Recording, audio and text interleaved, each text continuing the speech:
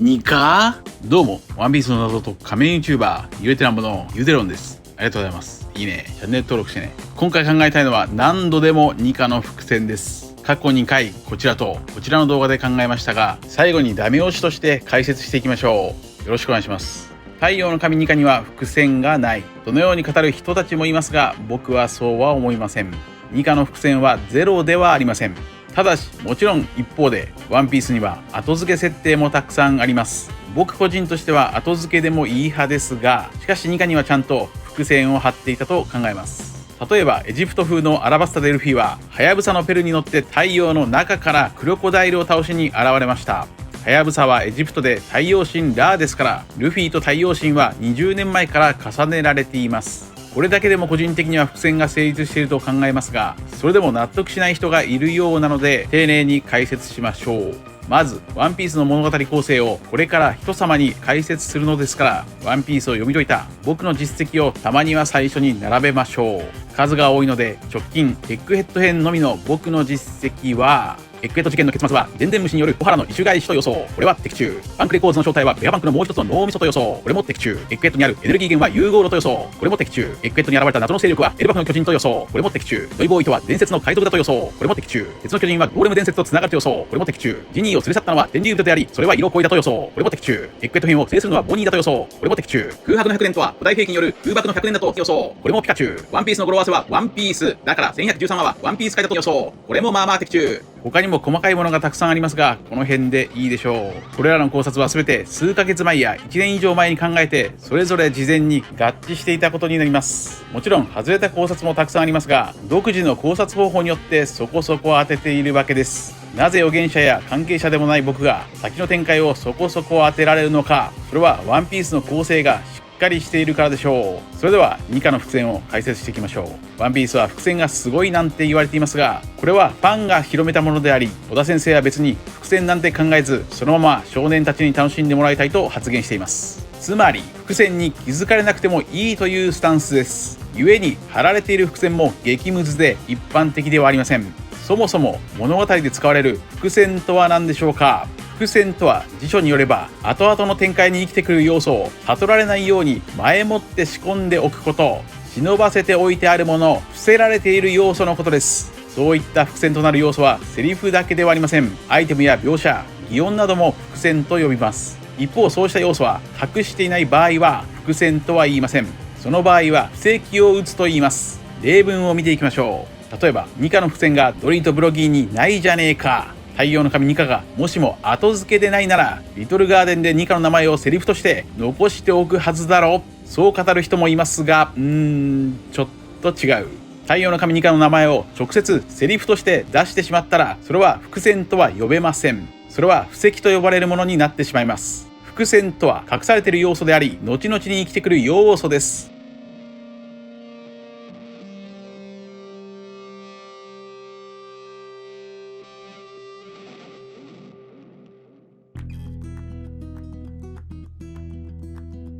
そしてリトルガーデンには明らかにニカの伏線が貼られています。それはセリフではなく擬音として仕掛けられている。ブロギーの笑い方がそのまんまニカ。ワンピースにおいて初めてカタカナのニカが登場したのがこのブロギーのシーンです。ニカというひらがなの擬音はその前56話と106話で確認できますが、カタカナのニカは116話が初登場です。ちなみに116話の語呂合わせはヒーローと読めます。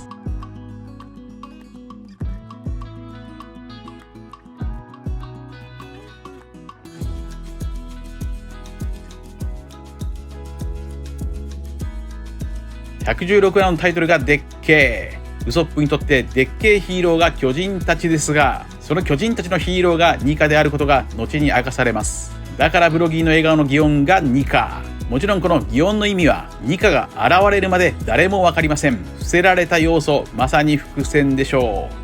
そしてこれがニカという名前の秀逸なところです。ニカという名前は日本語で笑いを表す擬音と同じ言葉だからこそ仕掛けることができた秀逸な擬音の伏線なのです。ニカとは日本語でニカニカと笑うという意味の擬音。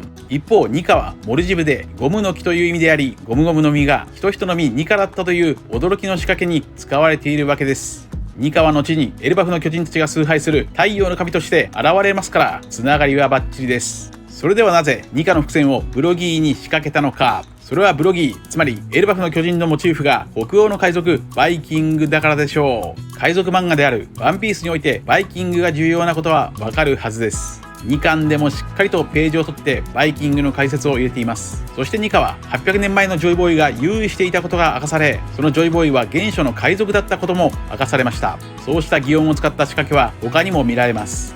ドーンやドンはドーン、夜明けを表していますし、アーロン編の最後のコマではゲンさんの風車がカラカラと回っていました。これは風車が回る音と日本語で笑いを表す擬音カラカラがかかっています。カラカラと笑う、そういった日本語があります。これによりゲンさんが笑っていることがわかります。話を戻すと、リトルガーデンでニカッと笑ったブロギーが戦っていた相手がミスター3でした。このミスター3こそが最大のニカの伏線です。ミスター3のことをルフィは3と呼んでいます。3イコール3、太陽、ダジャレです。小田先生は幼い頃から落語を聞いて育ったそうで、ワノ国編ではふんだんに落語の要素が使われていましたが、落語の要素はワノ国編だけでなく作品全体で見られます。それがダジャレや語呂合わせです。それらは例えば分かりやすいものでは技名や地名によく使われています。猫ニコバーンの猫に小判、辛いバリ島の辛いバリのバギー。落語ではこうしたダジャレや語呂合わせを使うオチを地口オチと言います。覚えておきましょう。ちなみに僕はこうした地口オチを話数にも仕掛けているだろうと考えて毎週考察しています。話数にもダジャレ、語呂合わせがある。それは例えば次の話数が1088話の場合は東半半、島が半分半分になると事前に予想して1088話では本当に島が半分半分になっていました。さらに1088話ではもう一つ、東半半、若者と老人どちらの命を助けるか、コビーがガープに究極の選択を問われていました。東半半、これが話数の語呂合わせを用いた事前予想の考察方法です。ワンピースとは笑い話を目指す少年漫画です。話をミスター3に戻しましょう。ミスター3、3を表すダジャレ、3イコール3、太陽のダジャレを受け入れればワンピースの多くの謎が解けていきます。このミスター3こそが最も分かりやすいニカの伏線キャラ。ミスター3は真っ白なローの能力で頭が燃えています。これは真っ白なニカに似ています。ニカについて知るためにはゴムについて知る必要があります。ニカとはゴムそのものだと言われているからです。ゴムはゴムの木から取れる真っ白な乳液ラテックスから作られます。そのゴムは英語でラバーと言いますが、そのラバーはラテン語で木という意味です。だからルフィの左目の下の傷は木と読めるのか。とにかく真っ白なゴムの乳液に似ている油脂がローです。ミスター3はそのローで何でも作り出します。ニカもゴムの白い天然樹脂でバットやゴーグル何でも作り出しました。そんな太陽の神ニカを想起させるミスター3がエルバフの巨人ブロギーと戦っていたわけです。なんで太陽を表すミスター3がブロギーと戦っていたことが伏線になるんだよ。おかしいだろう。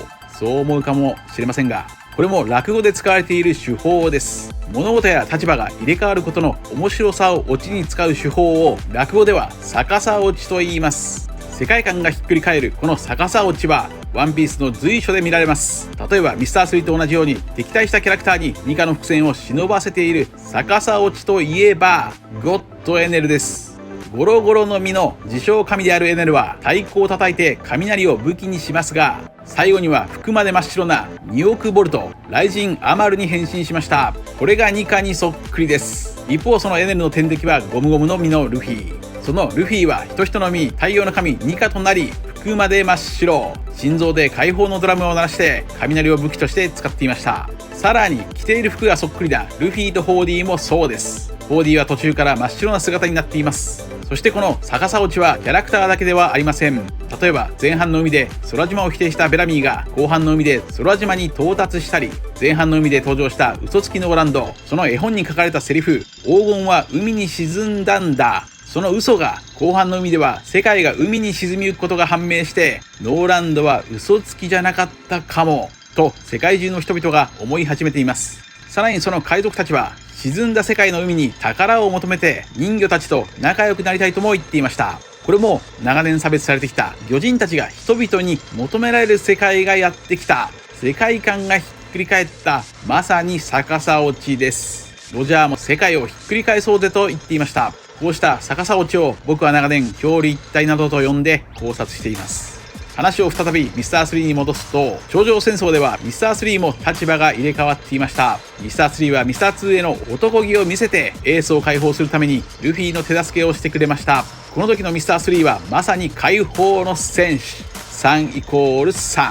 太陽と呼ばれたエースを鍵で解放する3。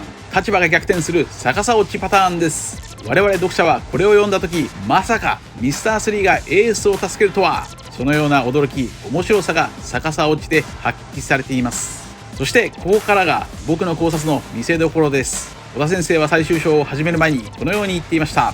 だいたい下ごしらえが終わります。25年かかりました。このように公表していました。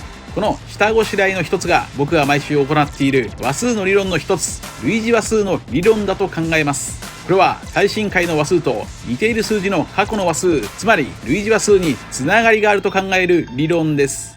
例えばリトルガーデンでブロギーの影が登場したのが115話です。115話では謎の巨大な影がナミたちに近づいています。その115話の類似話数が1105話です。1105話でもエッグヘッドに謎の勢力が近づいています。これを受けて当時考察界隈では黒ひげ海賊団だろう、革命軍だろう、麦わら大船団だろうと大いに予想が盛り上がっていました。僕はその時類似話数の理論から麦わら大船団の新巨兵海賊団が来ると予想しましたが、正解はご存知の通り旧巨兵海賊団たちが登場。この考察はニアピンでしたが、近づいてきた謎の勢力を類似話数の理論からエルバフの巨人に絞ることができています。類似話数の理論は最終章の全ての話数で確認できます。115話でブロギーの影が近づく、1105話で謎の勢力が近づく、そしてその次の116話と1106話では116話でブロギーが登場、1106話でブロギーが登場。このように繋がっており、1106話でエッグヘッドに現れたドリーとブロギーのセリフはこうです。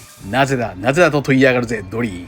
この世は必然しかねえのになブロギー。ドリーとブロギーが1106話という話数で現れたのは必然であると小田先生は言わせています。そう、それはもちろん小田先生がここまでしっかりと伏線を仕掛けておいたからこのセリフが言えたのでしょう。なぜならニカとブロギーには伏線がまだあります。まず118話の扉にはなぜかテントウムシがいます。テントウムシは漢字でテントウムシ、お天道様の虫です。お天道様とは日本で太陽のことを表し、テントウムシは太陽神の使いだと言われています。その118話の類似話数が1018話です。1018話では初めて太陽の神ニカが語られました。118話で太陽神の使いテントウムシ、1018話で太陽の神ニカ、さらにその1018話の類似話数が1108話です。1108話ではブロギーがニカッと笑っている。118話、1018話、1108話の太陽神つながり、数十年以上前から仕込んであったブロギーと太陽の神ニカの伏線がこれで完成したのです。